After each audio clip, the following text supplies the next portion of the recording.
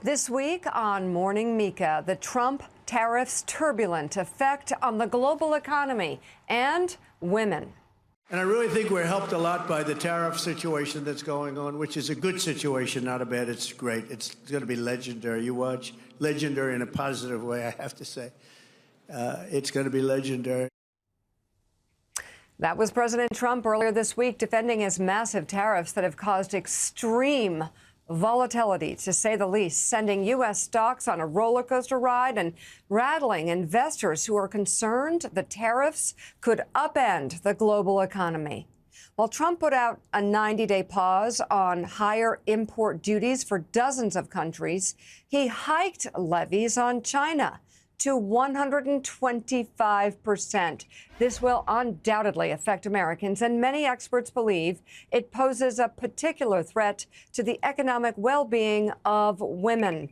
I'm Mika Brzezinski, host of Morning Mika, and today I'm joined by Christine Romans, NBC News senior business correspondent, and Maggie McGrath, editor of Forbes Women. It's good to have you on board this morning. They both have been keeping a close eye on Trump's aggressive and sweeping tariffs and their potential disproportionate effect on women. And Maggie of Forbes Women, I'll start with you.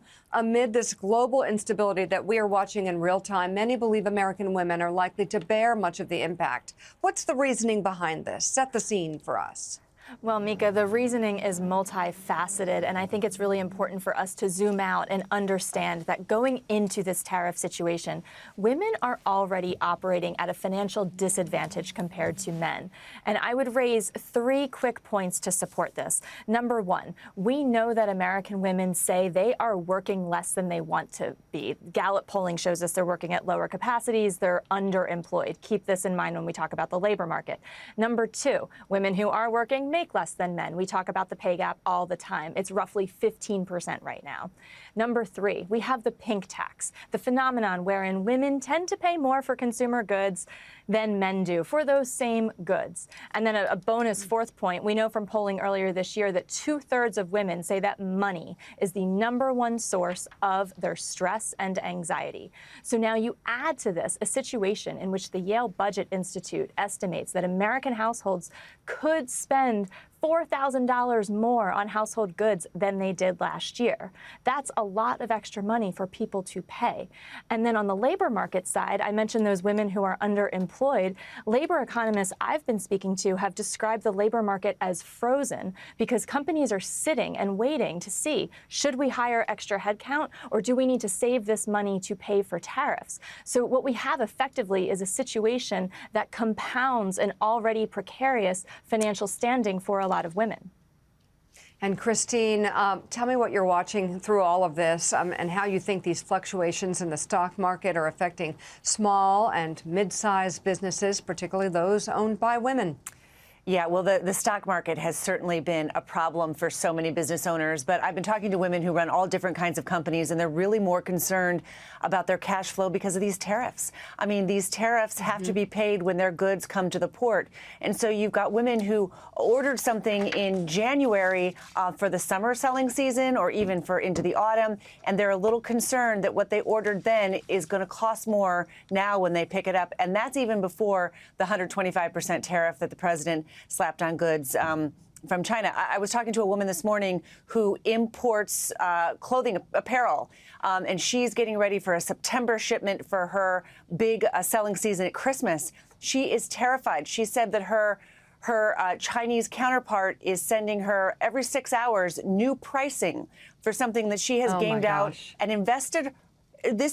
She's invested her life savings in this business, right? This is her business. It's all in this basket, and everything is up for grabs. You multiply that by thousands, tens of thousands of women business owners.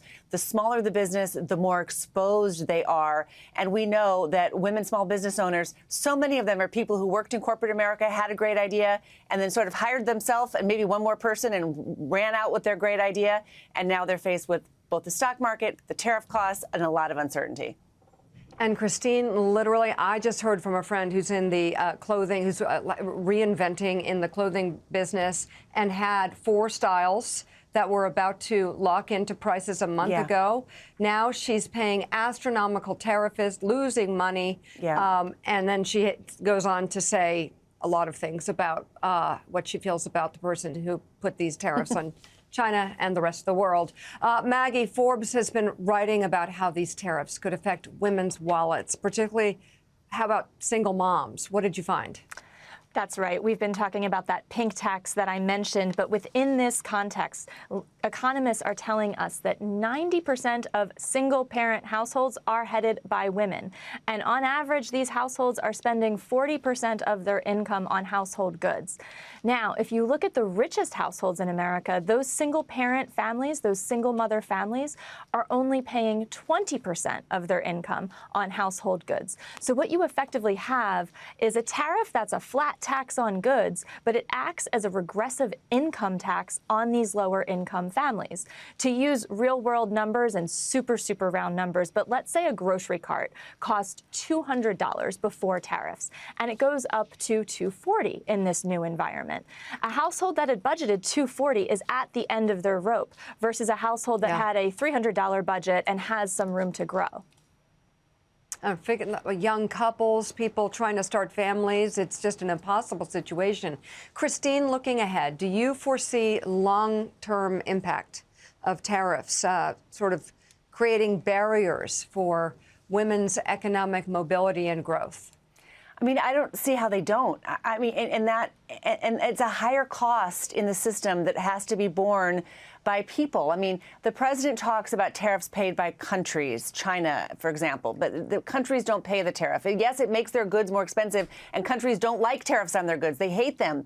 But it is the person who's buying those goods who pays for them, and that is the business owner. If you are a small business owner and you just were handed a receipt, a bill at the port for an extra 125% or 10% if you're importing from Italy or Vietnam or someplace else, that's money that you, the business owner, have to pay. That means you could either eat that, pass it on to your consumer, your shopper, or maybe you can hire fewer people. And that means your company can't grow as quickly.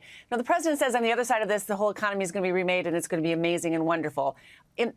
We'll leave that aside and just say for the right now, the biggest challenges, I think, in my reporting career, the biggest challenges for women-owned business right now because of tariffs. So, Maggie, but ultimately to both of you, this is a brutal landscape. And I haven't heard anyone saying that the future is going to be bright, except for the president himself and two other people in his administration who seem to be going along with this. Are there opportunities for women to take advantage of in this new landscape? Like anything? Maggie, you first. Well, I don't want to make light of any of this situation because I am hearing the same concerns about cash flow and volatility from my own sources. But what I will say is this. We know that moments of economic disruption can be the greatest opportunity for creative entrepreneurs. During the 2008 financial crisis and immediately after, companies like Venmo, Uber, WhatsApp, Cloudflare, these were all companies that were founded in that environment and are essential companies right now.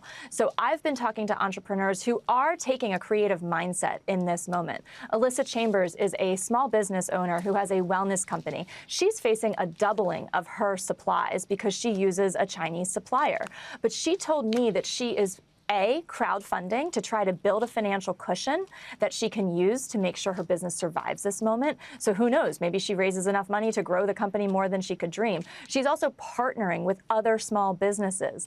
And that's to absorb the costs of everything. But who knows what business innovation could come when she and another entrepreneur get together. So there is possibility here. That is the one silver lining I would raise. I totally agree. Okay. I mean, I got to say, this is wealth building in chaos is something that is the American hallmark. And I just hope that I wish for women to have a wealth building mentality as they go in here. Really talk to your networks, the other people who are in your business. Find ways to maybe together talk to your suppliers overseas and negotiate your tariff rates or having them, pay a little bit of it and help you out there. Find ways, again, in chaos, there's always great entrepreneurial moments and wealth building opportunities. And you just have to keep looking for it. Christine Romans, Maggie McGrath, we should do this again. I don't think this is ending anytime soon. Thank you so much for joining me on Morning Mika. You guys take care. And that does it for Morning Mika. We'll see you soon on YouTube and Peacock.